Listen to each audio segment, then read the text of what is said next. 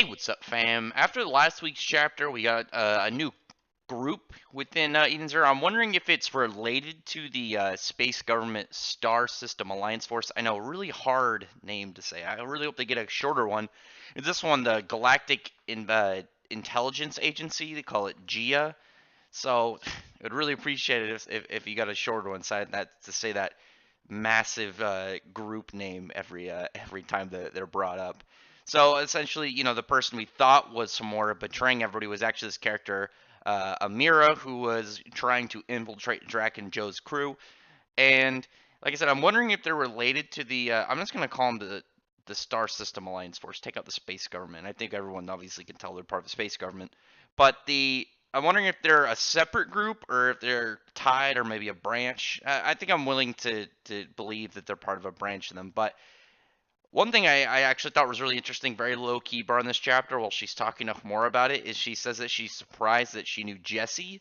So, and Homura has kind of this, question mark on there, like, what do you mean? So obviously it looks like Jesse uh, is in is a much larger piece in things, and I'm wondering if Jesse's gonna kind of be like Ultir, what Ultir turned out to be the one controlling Jalal. If this dude Jesse's gonna be, actually be manipulating Elsie from the shadows, and definitely gonna be really interesting. And I did like that kind of twist with Ultir, and that being, why they kept Gromar Hart out of the council's eye, and use Jalal as like this, a pawn for it. But here, I'm wondering if it's going to be maybe something more, because now we have a lot of space mystery involved. What could be their end goal? Could just be something involving the Erasion, say it's Galactica. Maybe the six of them have a lot of infighting. Who knows? But I actually really like this character's design. I think mostly the sick pistol I just think is really cool. And she shoots some bullets at Homura, who just starts deflecting them, and then she interchanges her gun into a sniper rifle. And I talked to this before. It didn't look like say Machina Maker. You can see actually the area forming around wasn't a whole new gun. It's like an attachment, because you can see her pistol still, being held in her hand, and it's just this elongated barrel down there. So I'm guessing hers is going to be entirely, she's got this base gun, and she's got all these upgrades and attachments and ways to reconfigure it for different means. But obviously this is the base piece in there. But it doesn't look like she's using ether gear. I don't see like anywhere on there. She says sniper mode, and you can kind of see like a little turn on it. It doesn't look like part of like safety or any locking mechanisms. It kind of looks like a switch. Obviously this is a fictional gun, but who knows. But Homura just completely swats that sniper round back, and Amir manages to log out right before it hits her. And because obviously if you die within the virtual world, it kills you inside of your actual body. But when we go back to her, she has this really weird face. It looks like kind of like broken glass. So she's probably some strange alien. So that's obviously another piece that kind of made me question if they're related to the Star Federation. What are they called? Star Alliance? Space Government, their group. God, see, again, it's hard to remember because it's such a fucking long name.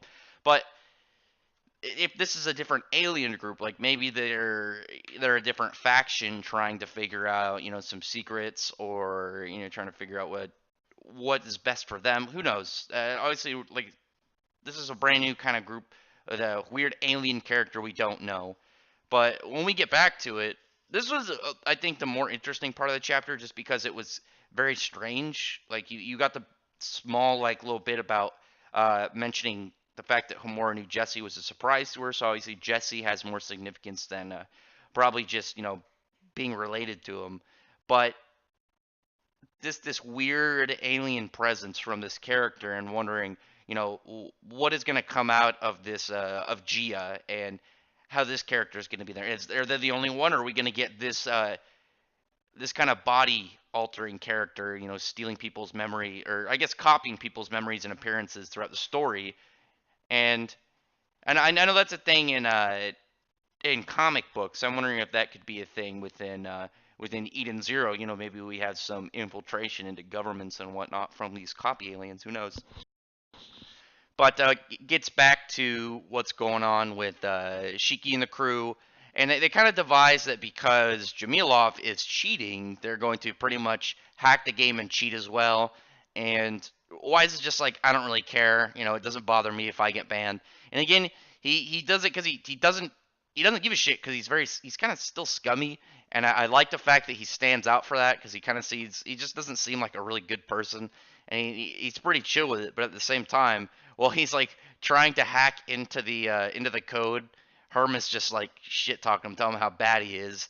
And I remember it was brought up earlier from Witch and Sister that Hermit was. They mentioned something about people breaking into the security system of Eden Zero, and they said it was impossible, but the fact that Hermit wasn't there was why it was possible. So obviously we knew Hermit had something to do with coding, or the systems, because each of the four shining stars have their own ability in there. They have their own aspect to it, and this being Hermit's as well, it makes sense of why she'd want to hang out in this digital world of just code, living code. That this is her strong suit. Obviously, it has her mindset in it, so she would, it all kind of like relating together at this point. And I think was pretty good. But she ends up just like straight up pulling some like crazy movie hacker stuff, and you see all these like screens come around her with keyboards and data and stuff, and it does look like some straight out of like a spy movie. I guess it'd be more like a future spy movie because I don't know what movie I'd really compare it to. I don't know why I said spy movie instead of space movie. But anyway, ended up buffing Shiki into like this big monster. And his form actually, like, he kind of reminds me of if you've read Monster Soul, which was this 2-volume short series that Hiroshima did before Fairy Tale, and the main character was like this short little dude named Aki, and he had like a humanoid form where he was this pretty short dude, and then he had his like monster form where he was this kind of like a dire wolf, where he was this like demonic looking horned werewolf.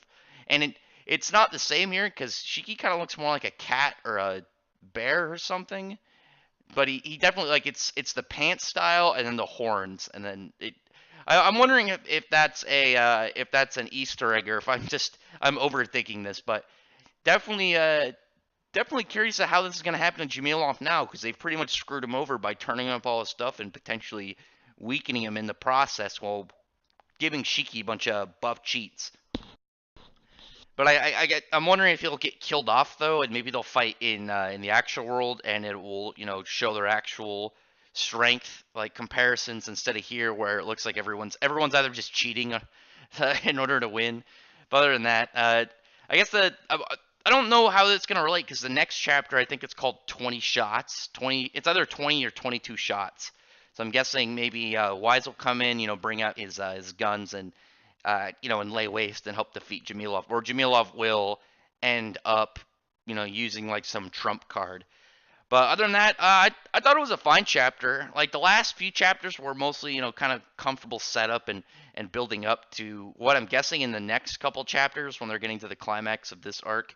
We'll probably get some good information on Drac and Joe. I think that's the thing about this that I'm looking forward to the most, because I'm very curious of how the Aracion Seis Galactica work. Because when you look at something like Rave Master, the Aracion 6, where the elite guard of Gale Glory, King, and in Fairy Tale, the Aracion Seis were their own crew. And here it seems more like the Aracion Seis Galactica. Each one of them is, a warlord, and they aren't their own group. They're just kind of, hold a title, similar to like, the Wizard Saints, but criminals. So we'll definitely see some interesting stuff along the way. I think the next couple chapters. I am very curious to know what Shiki's capable in this monster form, because I knew with the chapter from last week was called like the giant monster Shiki. I didn't think they were going to turn him into an actual monster. I thought they were just going to like buff him to hell and he was going to go like hog wild in this. But other than that, drop a comment below on what you thought about this. Very interested in this new organization of Gia, and just I'm still curious about all the Drac and Joe stuff. But I want to hear what you guys have to say as well, and I'd really appreciate it if you would thumbs up the video, prefer the like button, subscribe button, and check out my other videos. But other than that, I appreciate everyone who's already subscribed, and I thank you all for listening. Bye.